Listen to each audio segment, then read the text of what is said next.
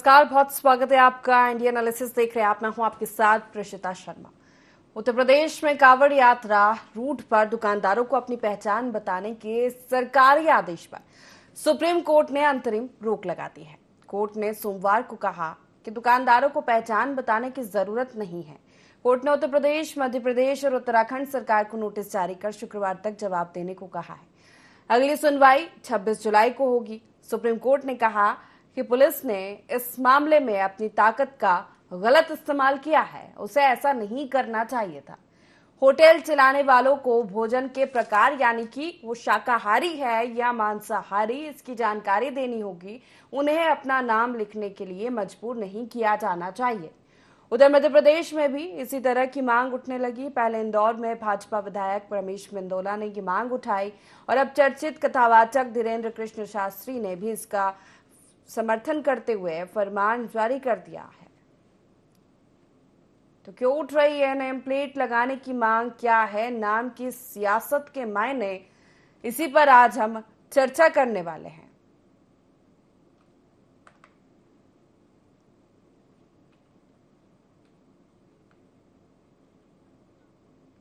तो आखिर नाम में क्या रखा है, इसी मुद्दे पर आज हम चर्चा करेंगे कि नाम का सवाल है और इस पर सियासी बवाल मचा हुआ है। खास पैनल हमारे साथ जुड़ रहा है, परिचय आपका करा देते हैं। कांग्रेस से प्रवक्ता अमित तावरे जी हमारे साथ जुड़ गए, बहुत स्वागत है आपका। बीजेपी से सह मीडिया प्रभारी आशीष तिवारी हमारे साथ जुड़ गए हैं, आपका भी बहुत स्वागत है। तो आशीष जी, आप ही से सवाल है कि सुप्रीम कोर्ट ने भी अंतरिम रोक लगा दी है इस फैसले पर।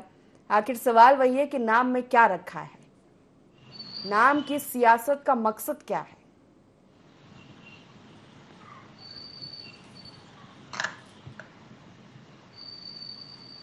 आशीष जी, आवाज मिल पा रही है? जी आशीष जी, आप ही से सवाल है कि आखिर नाम की सियासत का मकसद क्या है? सुप्रीम कोर्ट ने भी अंतरिम रोक लगा दी है, अगली सुनवाई 26 जुलाई को होगी। देखिए, सामान्य तौर पर प्रशासन के नियम होते हैं कि कोई भी दुकानदार होता है या कोई दुकान होती है तो उसका एक रजिस्ट्रेशन होता है, उसका एक प्रोप्राइटर होता है और स्वाभाविक तौर पर होता है कि हर एक दुकानदार अपनी दुकान का नाम रखता है, नाम के नीचे प्रोप्राइटर का नाम रहता है। तो एक सामान्य रूप से उसका रजिस्ट्रेशन भी जिस शहर में वो है वहां की नगर परिषद में होता है और उससे पंजीयन के आधार पे ही दुकानदार अपने जिस कार्य के लिए उस दुकान को खोलता है उसी के आधार पर उसका पंजीयन होता है और हर एक चीज वैधानिक तरीके से होती है। तो मुझे ऐसा लगता है कि ये सारे चीजें नियमों के आधार पर स्वाभाविक रूप से सतत रूप से चलने वाली प्रक्रिया का अंग है। और जहां तक मैं कहूंगा कि अन्य लोगों की अपनी एक राय होती है, स्वाभाविक है, साधु संतों की भी अपनी एक राय होती है, समाज के कार्यकर्ताओं की भी अपनी एक राय होती है। तो स्वाभाविक है, सबको अपनी राय प्रकट करने का अधिकार है और सरकार कानून से चलती है। जो कानूनी पद्धतियां हैं उनका पालन करते हुए सरकार काम करेगी। तो सुप्रीम कोर्ट के फैसले का समर्थन करते हैं? आपको लगता है कि ऐसा नहीं होना चाहिए? अंतरिम रोक लगाई है उन्होंने, सुप्रीम कोर्ट ने साफ कहा है कि आप मेन्यू बताइए, आप बताइए कि खाना शाकाहारी है या मांसाहारी, लेकिन नाम बताने की जरूरत नहीं और इसके लिए मजबूर भी नहीं किया जा सकता। देखिए, माननीय न्यायालय जो भी निर्णय देंगे स्वाभाविक है, हम सबके ऊपर माननीय न्यायालय है और न्यायालय के आदेश का पालन करना हम सबका धर्म है। तो स्वाभाविक है माननीय न्यायालय ने अपनी राय रखी है। परंतु मैं एक बात कहता हूं कि जहां तक सामाजिक लोगों की बात है, साधु संतों की बात है, तो वो अपनी राय अपने तरीके से जो रखते हैं। साथ ही साथ जहां तक दुकानों का नियमावली की बात है तो नियमावली तो बहुत स्पष्ट है कि हर एक शहर में जो भी दुकानें खुलती हैं उनका बाकायदे पंजीयन होता है, उसका एक नाम होता है, एक प्रोप्राइटर होता है, उसका नाम होता है। जैसे एक मेडिकल यदि कोई दुकान खोलता है तो निश्चित है कि उस मेडिकल का एक नाम होता है, उसका फार्मासिस्ट कौन है वो बैठता है। ठीक उसी प्रकार से दुकानदारों के लिए है और मुझे ऐसा लगता है कि ये एक सतत चलने वाली प्रक्रिया है और ये चलती रहती है। अमित जी, क्या कहेंगे आप सुप्रीम कोर्ट का जो फैसला आया उस पर? देखिए प्रेषिता, ये जो सुप्रीम कोर्ट का फैसला आया है, एक बार फिर ये बात सिद्ध हो गई है कि ये देश जो है, ये जो लोकतंत्र है हमारा, ये संविधान के हिसाब से चलेगा, ये विभाजनकारी नीतियों के हिसाब से नहीं चलेगा। और ये जो बात है ये हम लोग तो कह ही रहे थे जो एनडीए का गठबंधन है उसके सहयोगी दल ने भी इसका विरोध किया था और खुद भारतीय जनता पार्टी के सीनियर लीडर शाहनवाज हुसैन साहब, मुख्तार अब्बास नकवी जी ने भी इसका विरोध किया था। ये बात अलग है कि सोशल मीडिया पर उनके खिलाफ भारतीय जनता पार्टी के नेताओं ने ही उनका विरोध किया। उन्होंने कहा था कि 90% कावड़ जो है वो मुस्लिम भाई बनाते हैं हमारे। बिल्कुल। और ये जब से उत्तर प्रदेश का चुनाव हारे हैं, कहीं ना कहीं इनकी जो आंतरिक राजनीति है ये हम देख रहे हैं, नेशनल मीडिया में भी, स्टेट मीडिया में भी किस तरीके की सारी चीजें उत्तर प्रदेश में चल रही हैं। और आने वाले समय में जो 10 जगह पर वहां पर उपचुनाव हैं विधानसभा के, उसको किस तरीके से धार्मिक उन्मादिता को पैदा कर कर जीतने की ये जो एक नाकाम कोशिश है भारतीय जनता पार्टी की, ये लोग अभी भी समझने को तैयार नहीं है। आप अयोध्या हारे, उसके बाद आप देश की जितनी भी प्रमुख ज्योतिर्लिंग है, धार्मिक जगह है, ये उन जगह पर चुनाव को हार चुके हैं। आप वोट से आपकी सरकार बनी है, ये बात अलग है कि आपको इस बार फुल मैंडेट नहीं मिला है। 400 पार जो लोग बोलते थे 240 पे रोक दिया गया है। और ये मैं तो ये ईश्वर से ये कहूंगा, एक मैं प्रार्थना करूंगा कि भारतीय जनता पार्टी के सीनियर लीडर, हमारे मध्य प्रदेश की सरकार हो, हमारी उत्तर प्रदेश की सरकार हो, इन सबको जो है वो ईश्वर सद्बुद्धि प्रदान करे, बस मैं यही कहूंगा। चलिए ठीक है, गौरव जी हमारे साथ जुड़ गए, वरिष्ठ पत्रकार। बहुत स्वागत है गौरव जी आपका। आपसे प्रतिक्रिया इस पर, सुप्रीम कोर्ट ने नेम प्लेट को लेकर जो आज मैंडेट दिया है अपना, वो उस पर आपकी प्रतिक्रिया कैसे देखते हैं आप? क्योंकि साफ कहा है सुप्रीम कोर्ट ने कि मेन्यू क्या है, खाना क्या है, शाकाहारी है, मांसाहारी आप बता सकते हैं, लेकिन ये मजबूर नहीं किया जा सकता दुकानदारों को कि वो प्रोपराइटर का नाम लिखे या नाम बताए। देखिए, सुप्रीम कोर्ट ने जो फैसला किया है वो संवैधानिक प्रावधानों के तहत किया है। इस देश में हर व्यक्ति को अपने धर्म की स्वतंत्रता है, अपने खान पान की स्वतंत्रता है, उसको अपने रहने इस तरीके से रहना है, उसकी स्वतंत्रता है। ऐसी परिस्थिति में ये फैसला वाकई में बहुत उचित है। और रही बात खाने पीने की, तो हमें कहाँ खाना है, क्या खाना है, हम जातिगत या धार्मिक आधार पर बांट सकते हैं। ये सिर्फ वैमनस्यता फैलाने वाला एक कदम मुझे प्रतीत हो रहा था और अभी भी है कि इस तरीके की भावनाओं को भड़का करके उन बिजनेस सेंटर्स को खत्म करने की जो कोशिश है की जा रही है। सरकारों को इससे बचना चाहिए, कम से कम सरकारों को बचना चाहिए। कोई भी राजनीतिक दल या सामाजिक संगठन अगर इस तरीके की कार्रवाई कर रहा है तो वो एक उसका एजेंडा हो सकता है, लेकिन उन पर भी कठोर कार्रवाई होना चाहिए। इस बात से मैं जोर समर्थन करूंगा। लेकिन जो सुप्रीम कोर्ट का फैसला है वो वाकई में उन्होंने इस देश में हर नागरिक को अपने तरीके से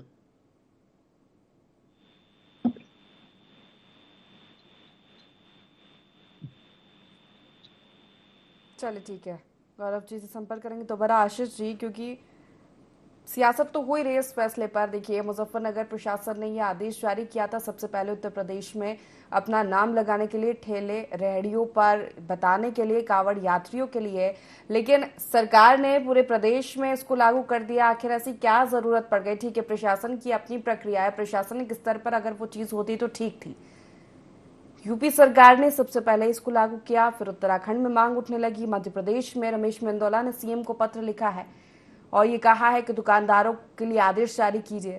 तो ये कितना सही है? कई तरह की प्रतिक्रिया आ रही है। ये भी बताया जा रहा है कि एक विशेष समुदाय को लेकर ये राजनीति की जा रही है धार्मिक रूप से।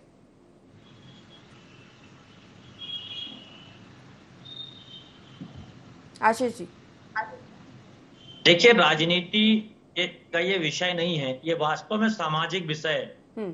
और समाज के लोगों की यदि इच्छा है, समाज के लोग अपनी बात रख रहे हैं, तो स्वाभाविक है वो स्वतंत्र है अपनी बात रखने के लिए। और यह एक कानूनी प्रक्रिया के अंतर्गत सारी चीजें लागू की जा सकती हैं और उसका पालन भी किया जाता है।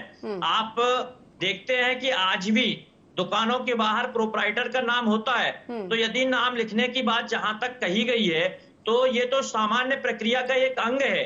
तो निश्चित तौर पर जो दुकान के मालिक होते हैं वो दुकान का रजिस्ट्रेशन भी कराते हैं और रजिस्ट्रेशन करने के बाद प्रोप्राइटर का नाम भी लिखते हैं। तो ये तो एक सामान्य प्रक्रिया है। हाँ, तो रजिस्ट्रेशन में तो सारी चीजें मेंशन होती है ना, रजिस्ट्रेशन होता है, वेरिफिकेशन होता है, तो उसमें तो हर चीज मेंशन होती है, प्रोपराइटर का नाम होता है, सारी चीज होती है। बात यह है कि दुकानों पर, ठेलों पर, रेडियो पर ये नाम दर्शाना है कि ये किसकी है। ये सीधे से ये कहा जाए कि हिंदू की है, मुसलमान की है, क्योंकि जिस तरह जो हवाला दिया जा रहा है जिस मामले का पिछले साल जो मुजफ्फरनगर में हुआ था, वो यही हुआ था कि कांवड़ यात्रियों ने कहीं से खाना खाया था और वो दुकान मुस्लिम की निकली, तो उस पर फिर विवाद हुआ था, जिसके चलते इस बार ये फैसला दिया प्रशासन ने सबसे पहले और फिर सरकार ने इसको पूरे प्रदेश में लागू कर दिया। आशीष जी, देखिए, यह एक गंभीर विषय था उस परिस्थिति में जब उस समय ये घटना हुई थी, और उस घटना होने के पश्चात में सरकार ने जो उस समय की समस्याएं आई उनको देखते हुए शायद ऐसे निर्णय लिए। परंतु ये हर एक प्रदेश में, मैं तो ये कह रहा हूं हर एक प्रदेश में ये व्यवस्था ही है कि दुकानों का रजिस्ट्रेशन होता है, होना भी चाहिए, और उसकी जानकारी जो स्थानीय प्रशासन है उसके पास होना चाहिए कि कौन सी दुकान है, कब दुकान खुल रही है। बाहर का आदमी आकर उस शहर में यदि रोजगार करता है तो उसका भी पंजीयन होना चाहिए, और निश्चित तौर पर पंजीयन होने के पश्चात ये एक प्रक्रिया के अंग है प्रशासन की सुरक्षा की दृष्टि से भी, तो निश्चित तौर पर ये एक स्वाभाविक प्रक्रिया के अंग रहे हैं, और मुझे ऐसा लगता है ये सभी जगह पर इनका पालन किया जाता रहा है। अमित जी, एक स्वाभाविक प्रक्रिया करार दे रहे हैं आशीष जी, इसको क्या कहेंगे आप? देखिए, और कोई जवाब तो अब है नहीं भारतीय जनता पार्टी के पास। आप एक बात समझिए कि जो उनका गुमास्ता होता है वो एक पत्र होता है, उस पत्र को लेमिनेटेड करा के व्यक्ति अपनी दुकान पे रख लेता है। बात हो रही है पार्टी ने कभी वर्ग विशेष की बात नहीं की। बीच में मत बोलो आप, मैं आपके बीच में नहीं बोला, आप सुनो पहले, आप बीच में मत बोलो, आप सुनो इस बात को। किसी भी व्यवसाय को करे और जिस व्यवसाय को करे निश्चित तौर पर आइडेंटिफाइड व्यवसाय करना चाहिए। ठीक है, एक सुन लेते हैं ना, वो बीच में नहीं बोले थे प्लीज। अमित जी, मुझे आवाज नहीं आ रही। हेलो जी अमित जी बोलिए। ऋषिता, मुझे आवाज नहीं आ रही है, मैं टेक्निकल टीम से रिक्वेस्ट करूंगा कि चलिए ठीक है, दोबारा संपर्क करते। आवाज आ रही मेरी? हेलो हेलो, चलिए ठीक है, दोबारा संपर्क करते हैं आपसे। आशीष जी, तो बात यही है कि अब आगे क्या सरकार रुख करेगी, क्योंकि नोटिस दिया सुप्रीम कोर्ट ने, और अब जो स्वाभाविक प्रक्रिया बता रहे हैं, तो स्वाभाविक प्रक्रिया, प्रशासनिक नियमावली, वो तो कोर्ट को भी मालूम होगा ना कि वेरिफिकेशन होता है, रजिस्ट्रेशन होता है, तमाम चीजें होती है, प्रोपराइटर का नाम प्रशासन के पास होना जरूरी है, दुकान कोई सी भी हो। लेकिन बात रेहड़ी, ठेले और ये तमाम चीजों की आ जाती है, तो कहीं ना कहीं सवाल उठना तो लाजमी है, और सिर्फ कांवड़ यात्रियों के लिए। देखिए, निश्चित तौर पर मध्य प्रदेश की सरकार संवेदनशीलता के साथ काम करने वाली सरकार है, और जो भी माननीय न्यायालय का फैसला होगा उसको भी ससम्मान स्वीकार किया जाएगा। साथ ही साथ सरकार ऐसा निर्णय लेगी जिसमें सभी वर्गों के लोगों का हित हो, सभी समाज के लोगों का हित हो। सरकार के लिए हर एक व्यक्ति, जो भी दुकानदार है, उसकी कोई भी जाति हो, परंतु सरकार के लिए सभी बराबर हैं, सबका सम्मान है और सबको व्यवसाय करने का अधिकार है। तो निश्चित तौर पर संविधान के अनुसार मध्य प्रदेश चलता है और कानून के अनुसार मध्य प्रदेश चलता है, तो कानून का पालन मध्य प्रदेश में किया जाएगा। चलिए ठीक है, अमित जी मेरी आवाज मिल पा रही है? हाँ, ठीक है, अपनी बात पूरी कर लीजिए। बात दरअसल ये है कि जो गुमास्ता बनता है वो अपनी दुकान पे रख लेते हैं, और जब भी नगर निगम चेक करने आते हैं और उनको वो पत्र जो है वो बता दिया जाता है। तो ये तो सरासर झूठी बात है कि वो पत्र और गुमास्ता और ये नाम एक जैसी बात है। देखिए, मैं आपको एक अपना खुद का उदाहरण देता हूँ, चूंकि मैं दलित वर्ग से आता हूँ और हमारे वरिष्ठ पत्रकार भी बैठे हुए हैं। अभी 4-6 महीने पुरानी घटना है मेरे क्षेत्र अशोकनगर की। मेरे वर्ग का एक व्यक्ति ठेला लगाता था, और वो जिस वर्ग से आता था नाम नहीं लेना चाहूँगा, वहाँ पे वो एक सवर्ण हमारे व्यक्ति ने उसके यहाँ से कुछ खाया, और जब बिल देने की बात आई या जो भी उनके बीच वाद विवाद हुआ, तो उसका ये कहना था कि भाई आपने मुझे पहले क्यों नहीं बताया कि आपकी दुकान है। तो ये सिर्फ एक चीज नहीं है, ये दलित विरोधी निर्णय भी है सरकार का। आप नाम लिखिए, और आज भी मैं बड़ी जिम्मेदारी से कहना चाह रहा हूं कि आज के हमारे इस युग में आज भी कुछ भले ही 1% लोग हों लेकिन आज भी इस तरीके का भेदभाव ये होता है दलितों के बीच, सवर्णों के बीच। तो ये एक दलित विरोधी निर्णय भी है। दूसरी बात मैं आपको बताना चाहूंगा कि जिस सरकार के पास काम करने को कुछ नहीं होता वो नाम बदलते हैं। आपने देखा होगा ये सरकार जब से आई है कभी शहरों के नाम बदलती है, कभी एयरपोर्ट के नाम बदलती है, कभी रोड के नाम बदलती है, लेकिन सबसे ज्यादा नाम बदलने का जो प्रचलन है वो योगी आदित्यनाथ जी ने उत्तर प्रदेश में ही किया। और सबसे ज्यादा जो हार हुई है बड़ी, वो उत्तर प्रदेश में ही जनता ने ये बता दिया है कि चाहे आपकी नाम बदलने की राजनीति हो या आपकी बुलडोजर चलाने की राजनीति हो, इसको किसी भी वर्ग ने, किसी भी देश के नागरिक ने स्वीकार नहीं किया है। और मैं फिर से एक बार सुप्रीम कोर्ट का बहुत बहुत धन्यवाद देना चाहता हूं आपके चैनल के माध्यम से कि इस तरीके से हिटलरशाही निर्णय जो सरकार ने दिया था, आज कोर्ट ने जो निर्णय दिया है, हम सभी लोग इसका बहुत बहुत स्वागत करते हैं। गौरव जी, क्या लगता है आपको, समाज को तमाम तरह की प्रतिक्रियाएं जब ये नेम प्लेट को लेकर जब सरकार का ये फैसला आदेश आया उसके बाद समाज को बांटने की कोशिश की जा रही है, सांप्रदायिक राजनीति है, उत्तर प्रदेश में उपचुनाव होने कई सीटों पर इसको लेकर धार्मिक रूप से तुष्टीकरण की राजनीति यहाँ पर की जा रही, क्या लगता है आपको?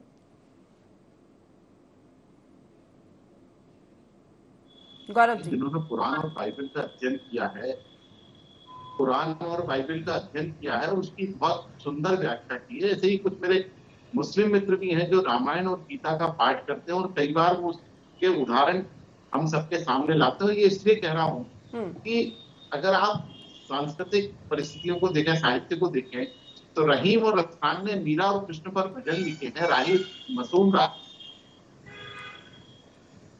उन्होंने सीरियल महाभारत की स्क्रिप्ट लिखी।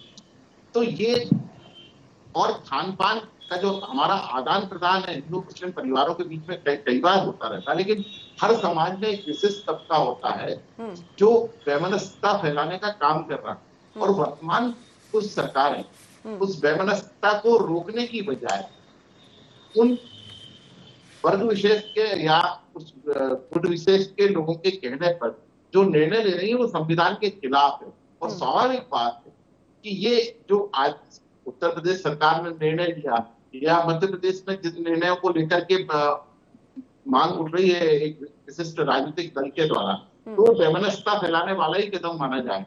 सरकारों को इसको रोकना चाहिए। और अगर कोई व्यक्ति उपद्रव कर रहा है, जैसे कल एक ढाबे में तोड़फोड़ की गई है उत्तर प्रदेश में, ऐसे लोगों के खिलाफ कठोर से कठोर कार्रवाई करना चाहिए। आशीष जी, जवाब दे दीजिए। वैमनस्यता फैलाने की कोशिश यहाँ पर की जा रही है, सांप्रदायिक राजनीति और तमाम तरह की प्रतिक्रियाएं सामने आ रही है, क्या है? देखिए, सांप्रदायिकता की बात तो कांग्रेस के लोग हमेशा से इस प्रकार की बात करते रहे हैं कि धर्म के आधार पर बांटने की बात, कभी जाति के आधार पर बांटने की बात। तो निश्चित तौर पर कांग्रेस के लोगों की प्रतिक्रिया तो इस तरह की हो सकती है, कोई बड़ी बात नहीं है, क्योंकि कांग्रेस ने हर समय ऐसी ही प्रतिक्रियाएं व्यक्त दी हैं कि समाज बंट जाए। परंतु भारतीय जनता पार्टी की स्पष्ट नीति है, स्पष्ट लाइन है और वो केवल और केवल कानून के अनुसार काम करना चाहती है। भारतीय जनता पार्टी की सरकार संविधान के अनुसार चलने वाली सरकारें हैं। जो भी माननीय न्यायालय के निर्णय होंगे, जो भी प्रशासनिक के निर्णय होंगे, वो सभी के हितों की रक्षा करने वाले होंगे और सभी के हितों को ध्यान में रखकर लिए जाएंगे। लेकिन ये तो पर्टिकुलर कांवड़ियों के लिए लिया गया था ना फैसला, कांवड़ियों की शुचिता बनाए रखने के लिए ये फैसला लिया गया था कि रास्ते में पड़ने वाली हर एक दुकान पर, ये फैसला तो था ही नहीं कि हर एक दुकानदार को नाम लिखना होगा, प्रोपराइटर का नाम लिखना होगा। आशीष जी, देखिए, जहां एक रूट की बात हो रही है तो मैं बहुत स्पष्ट कर देना चाहता हूं कि ये मैंने पूर्व में भी कहा, हर एक दुकान का पंजीयन होता है, हर एक बिल्कुल होता है, वेरिफिकेशन होता है, रजिस्ट्रेशन होता है, सब होता है। प्रशासन के पास पूरी जानकारी होती है कहाँ दुकान है, किसकी दुकान है, नगर निगम के पास पूरी जानकारी होती है। मेरा सवाल आपसे ये है कि जब प्रशासन का आदेश आया, सरकार का आदेश आया, तो वो कांवड़ियों के लिए था, पर्टिकुलर रास्ते को लेकर था कि इस रास्ते में जो भी दुकान होगी, ठेला होगा, रेहड़ी होगी, उस पर नाम लिखना जरूरी होगा। और इसी बात पर सवाल उठाए जा रहे हैं कि सांप्रदायिकता फैलाने की कोशिश, ये राजनीति है, उपचुनाव होने हैं और कोई मुद्दा बचा नहीं है। उत्तर प्रदेश में बीजेपी के पास स्थिति ये बन गई है कि धर्म के नाम पर अब राजनीति की जाएगी। आशीष जी, आज हम राजनीति में यदि स्थापित हुए हैं तो आज विकास के मुद्दे पर स्थापित हुए हैं। आज देश के अंदर यदि नरेंद्र मोदी प्रधानमंत्री दोबारा बने हैं तो विकास के मुद्दे पर बने हैं। तो निश्चित तौर पर हमारे यहाँ अगर उत्तर प्रदेश की सरकार भी आई है तो विकास के मुद्दे पर आई है। लगातार हमने विकास का काम किया, अपराध मुक्त मध्य प्रदेश और उत्तर प्रदेश को बनाया है और देश के राज्यों में अपराध घटे इसके लिए प्रयास किया है। और अन्य सरकारों की तुलना में मैं ये नहीं कहता कि अन्य सरकारों ने काम नहीं किया होगा, काम किया होगा, परंतु जो हमारी स्पीड है, जो हमारे काम करने की क्षमता है वो अन्य सरकारों से अधिक है। और आज वर्तमान में चाहे मध्य प्रदेश हो या उत्तर प्रदेश हो, लगातार हमारी सरकारें काम कर रही हैं। और जिन राज्यों में भारतीय जनता पार्टी की सरकार है, आप वहां की अर्थव्यवस्था देखिए, वहां की प्रशासनिक व्यवस्थाएं देखिए, सारी व्यवस्थाएं एक सुचारू रूप से कानून की अनुसार चलती है, संविधान का पालन करते हुए चलती है। अमित जी, प्रेषिता, मुझे तो बड़ा हास्यास्पद लगा पहले तो कि मेरे भाई बोल रहे थे कि कांग्रेस जो है वो बांटने की राजनीति करती है। अरे हमारे नेता ने तो 3000 किलोमीटर पैदल यात्रा करी है कि डरो मत, नफरत मत फैलाओ। और एक बात इस चीज से और सामने आई कि मुझे लगता है सभी लोग सहमत होंगे, हमारे वरिष्ठ पत्रकार भी, प्रेषिता आप भी, कि जिस तरीके से आशीष तिवारी जी बोल रहे हैं कि इसका कोई खाने से लेना देना नहीं है और हिंदू मुस्लिम से लेना देना नहीं है, तो क्यों ना हमको ये भी एक मांग करना चाहिए भारतीय जनता पार्टी के नेताओं से कि आपकी जो 5वीं बार सरकार बनी है और सारे नेताओं की आप भी एक लिस्ट जारी कर दें कि आपके कौन कौन से नेताओं के खनन के काम हैं, कौन कौन से नेताओं ने इन 15 सालों में पेट्रोल पंप अलॉट करे हैं, कौन कौन से जो बड़े बड़े मॉल बना लिए हैं, कितने कितने रोड के कंस्ट्रक्शन कंपनियां हैं। तो कम से कम मध्य प्रदेश में भी एक ऐसी लिस्ट जो है वो जनता के लिए वेबसाइट पर डाल देना चाहिए भारतीय जनता पार्टी की सरकार को, जब जाके मध्य प्रदेश के, जैसे रमेश मेंदोला जी ने कहा है। तो हालांकि ये सब चीजें तो होंगी नहीं, लेकिन फिर भी जो सुप्रीम कोर्ट का निर्णय आया है, आशीष तिवारी जी आप हमारे बहुत अच्छे मित्र हैं, बहुत अच्छे भाई है, बहुत अच्छे लीडर हो आप अपनी सरकार को समझाइए कि ये दिन लद गए हैं। अब हिंदू मुस्लिम की राजनीति को सिरे से नकार दिया गया है। आप समझिए, महाराष्ट्र में आपकी जो बुरी हालत हुई है, उत्तर प्रदेश में आपकी बुरी हालत हुई है, अब वो आपके दिमाग पर भी असर चढ़ गया है। देखिए, आप अभी बोल रहे थे नरेंद्र मोदी जी दोबारा प्रधानमंत्री बने, दोबारा नहीं, वो तीसरी बार प्रधानमंत्री बने। तो आप समझिए, आप नेहरू जी की आप तुलना करते हो अपने प्रधानमंत्री से, तो वो कितना बड़ा बहुमत लेकर तीसरी बार बने थे जवाहरलाल नेहरू जी। वो इसलिए नहीं बने थे कि वो हिंदू मुस्लिम की राजनीति करके बने थे। उस टाइम जब हमारे देश में 1947 में जब कुछ नहीं बनता था, नेहरू जी ने एक भेल गेल की स्थापना करी थी। वो लोग उनको ऐसा चाहते थे, इसलिए वो तिवारा बने थे। हमारी पूरी सम्मान है आपके उत्तर प्रदेश के मुख्यमंत्री के लिए भी, देश के प्रधानमंत्री के लिए भी। तो हम ये करेंगे, आपसे मांग रख सकते हैं और आपको भी ये मांग रखना चाहिए अपनी पार्टी से, मुख्यमंत्रियों से, कि इस तरीके की नफरत की राजनीति को खत्म करें। आशीष जी जवाब दे दीजिए। देखिए, अभी मैं अपने साथी प्रवक्ता को सुन रहा था और कांग्रेस के मेरे भाई बड़ी लंबी चौड़ी बात बता रहे थे, तो मैं उनको बताना चाहता हूं कि भारतीय जनता पार्टी के लोगों ने यदि व्यवसाय भी किया है तो वो कानून के अंदर किया है। हम आपकी तरह भ्रष्टाचार के अंतर्गत कानून काम नहीं करते। आज देश के अंदर आप देखें कि जब आपकी सरकारें केंद्र में हुआ करती थी, जब हर दिन एक घोटाला खुलता था, कभी 2G घोटाला खुलता था, कभी 3G खुलता था, कभी और मनमोहन सिंह जी की सरकार के दिनों को भी आप याद करिए कि जब देश के बाहर प्रधानमंत्री जाते थे तो उनका क्या सम्मान था। और आज जहां तक देश के सम्मान की बात है तो अन्य देशों के प्रधानमंत्री और राष्ट्रपति भारत की ओर आशा भरी निगाहों से देख रहे हैं और लगातार भारत और को सम्मान कर रहे हैं। और जहां तक मध्य प्रदेश की बात है तो मध्य प्रदेश के अंदर लगातार हमने विकास के नए आयाम गढ़े हैं। और आज मैं आपको बताना चाहता हूं कि जहां तक आप आरोप लगाने की बात करते हैं तो आरोप लगाने के पहले कम से कम समीक्षा कर लिया करिए कि आपकी सरकारें कैसी थीं और आज देश के अंदर जो सरकारें हैं वो किस प्रकार से काम कर रही हैं। जब दोनों की तुलना करेंगे तो आप देखेंगे कि विकास की गति किस कदर आगे बढ़ी है। ठीक है, अब देखना होगा किस मामले पर आगे क्या रुख होता है, सुप्रीम कोर्ट को क्या कुछ जवाब सरकारें देती है। बहुत शुक्रिया आप तीनों मेहमानों का हमारे साथ इस चर्चा में शामिल होने के लिए। तो नाम में क्या रखा है, नेम प्लेट को लेकर इतने दिनों से विवाद चल रहा है, जिस पर आज सुप्रीम कोर्ट ने फैसला दे दिया है। नेम प्लेट लगाने के फैसले पर उन्होंने अंतरिम रोक लगा दी है।